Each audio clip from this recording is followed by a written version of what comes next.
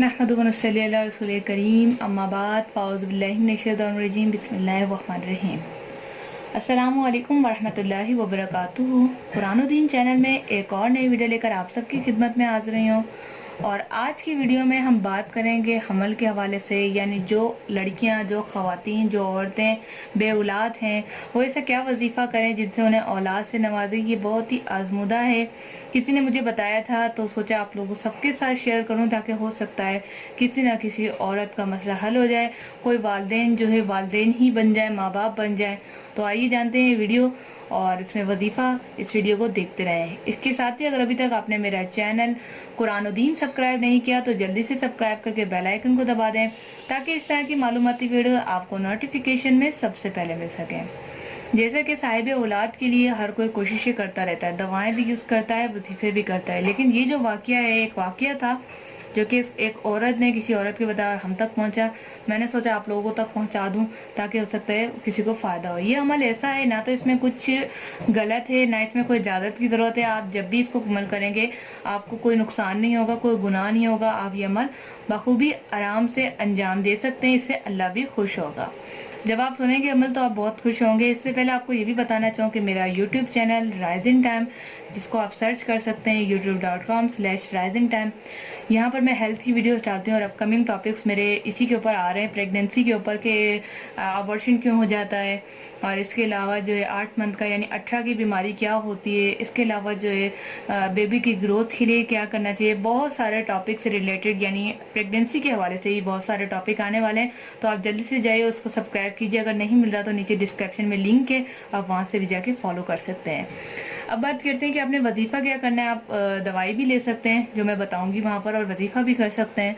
वो ये है कि आपने क्या करना है कि रोज़ाना रात अकेले में कम से कम 2 से 3 फजर से पहले पहले तक 2 रकात नमाज नफल हाजात या तहज्जुद, 2 रकात नमाज नफल हाजात या तहज्जुद, दोनों एक ही बात है। आप उसमें दुआ हाजात की मांग सकती हैं। 2 रकात नमाज नफल तहज्जुद अदा करें। उसके बाद आपने क्या करना है, आपने अपने वहीं पर उसी जगह पे बैठ जाना है और याद रखें कि जहां आप नमाज अदा कर रही हैं वहां पर आपको देखने वाला कोई ना हो, यहाँ तक कि आपका शौहर भी नहीं, कोई आपको ना देखे। आप या तो एक रात पहले ही अपने शौहर को, या पहले 2-3 घंटे पहले 10-11 बजे आप बता दें कि आज मैं वजीफ़ा करने वाली हूँ। आप जो है जो कमरे में ना आइएगा या फिर देखिएगा नहीं मुझे, क्योंकि वजीफ़ा अमल में नहीं होगा। तो ये वजीफ़ा आपने बिल्कुल अकेले में और खामोशी से करना है। इंशाअल्लाह ताला किसी भी किस्म की बीमारी है आप में या आपके हस्बैंड में, अल्लाह ताला जो दूर कर देगा। तो उन खातून ने ये फरमाया कि मेरे बहू को बच्चे नहीं हो रहे थे, तो मैंने उसे ये अमल बताया, तो उसे जो है 3 बेटे माशाल्लाह पैदा हुए। अल्लाह जानता है क्या सच्चाई है, लेकिन बहुत आसान अमल है तो मैंने सोचा बता दूं। तो आपने क्या करना है, 2 रकात हमारे नफल अदा करने हैं अकेले में। नफल अदा करने के बाद आपने रो रो के अल्लाह पाक से दुआ मांग ली है।